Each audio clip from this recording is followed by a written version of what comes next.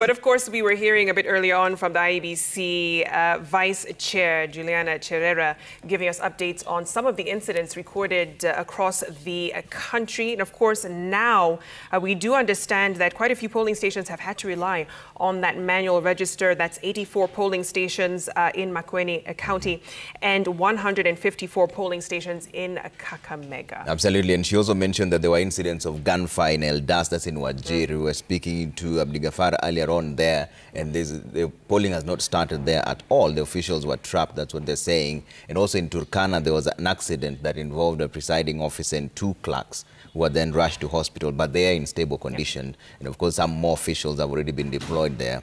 The security situation in Dadaab is concerning, and they haven't opened polling there just yet. And of course, those have an effect on voter turnout. And they also addressed the issue of the KIMS kits. They said it's not as widespread as it's being portrayed to be. So far, 200 KIMS kits have failed, and that's out of the over 46,000 that they have in operation. But they've put some contingencies in place to ensure that voting still continues. Yeah, and they're calling this a normal occurrence because they're saying this happens. 200 out of 46, 229. But let's bring in Joshua on this. Joshua Kiptoo, as an advocate, can they be held liable for such failures? And there's this ground for a contest after the results are declared. Now, the legal threshold would be what impact does it have on the voting process and the possible outcome. What will be so significant will be the outcome.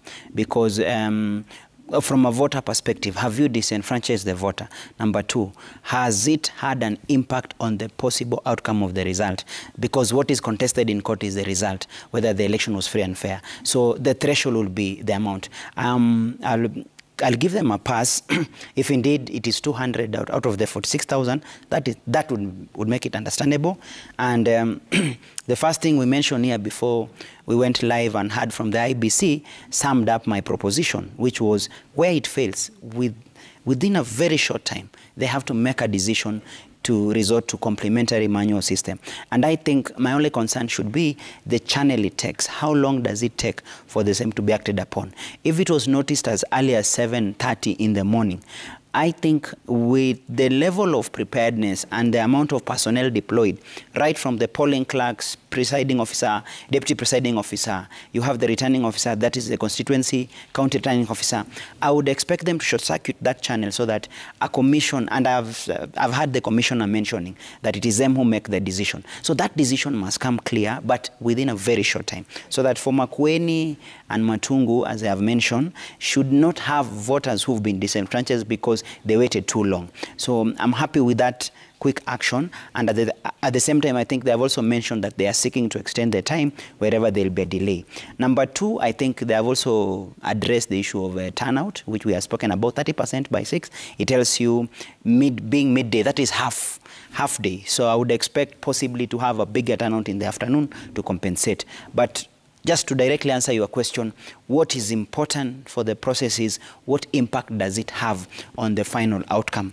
Will it be said that it has disenfranchised? If it is a small number that have failed and there's a complementary mechanism, I don't think IEBC can be held liable unless it is so widespread and so significant and no solution was offered on the table, and at the end of the day voters never voted, then that will create problems for them, especially for close races. When you have a race where someone loses by 10 votes, 1,000 votes, 500 votes, that now brings every aspect of the process to question. Because one thing the court will be keen to ask will be, if not for this anomaly caused by the IEBC, would the result possibly be different? That now becomes to question. That's why I'm talking about the threshold being what impact does it have. If indeed it's only 200 and small, as they say, then no problem. And by virtue there's a solution already in sight, that basically gives them a pass. And what should focus then should be extra time for the delayed polling stations. So essentially, it's too early to tell whether a logistical challenge becomes an election offense.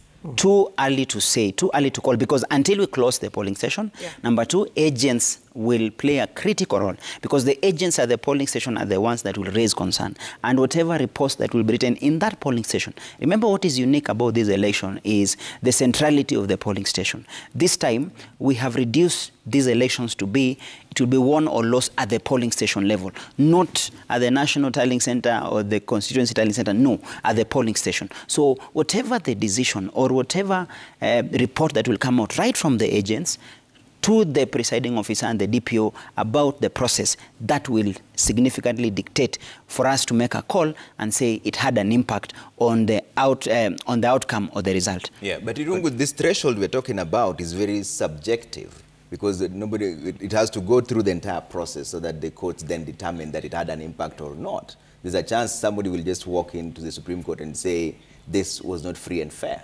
So then we have an election petition.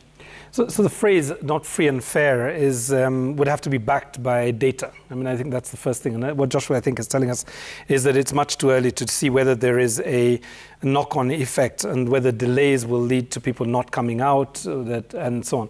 And to be honest, the Electoral Commission is not held responsible for the lack of numbers coming out. I mean, it's not their job to pull people from their homes.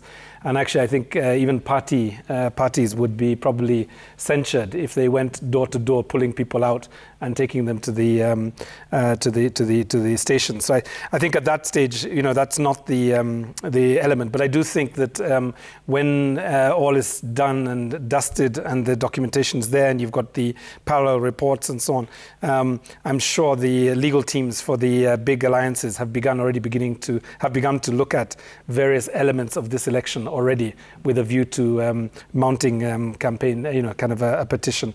So I think it's not so much in the delays, but it's going to be in the context of whether the number of irregularities are sufficiently enough to sway the top two candidates. I suspect that's where the discussion is going to be.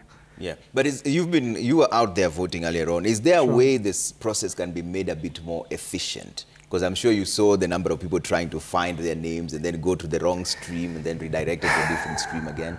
So I use the link, and if there are people who are going to vote, I think it's really important for them to use the link that was put out, verified at .iebc. And it would be useful, I think, to just share it with to put it up on the screen, because I think I found that very useful. I walked straight into the polling station. My stream was stream 7. I looked for stream 7. I was the 6th person in the line. There was no confusion, right? And I think everybody was able to do that before they got to the polling station, found it much easier. But there are a lot of other voters that we forget about, visually impaired voters. We forget about illiterate voters. And I think what we could have done a bit better, and perhaps this is happening somewhere in the country, is really having, neutral, people from civic organizations, from community organizations, just standing there and helping people to find the streams quick enough so that they're not delayed by this process. What I was struck a little bit by this morning was levels of impatience. And, as I mentioned before, having 300 people almost breaking down the gates to the Kilimani Primary School and having to remind them, as I did, that, tomorrow you will not be voting.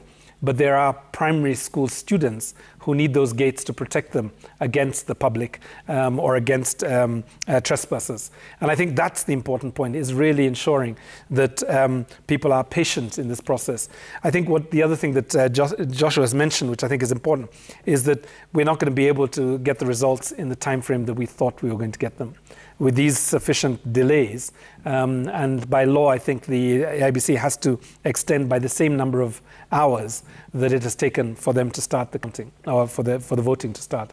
So it is very likely that this might drag on, and with that comes anxiety and potentially other things as well.